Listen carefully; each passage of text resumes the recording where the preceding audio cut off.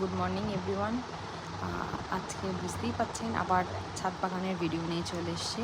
তো টমেটো গাছ লাগানো হয়েছে এবারে। টমেটো গাছে দেখতেই পাচ্ছেন প্রচুর টমেটো হয়েছে।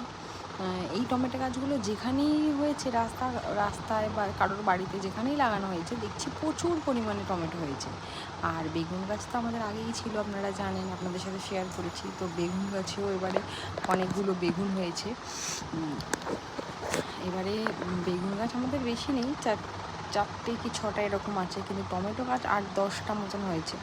তার সাথে এই যে ডালিম গাছে ডালিম হয়েছে, বেরি গাছে বেরি হয়েছে।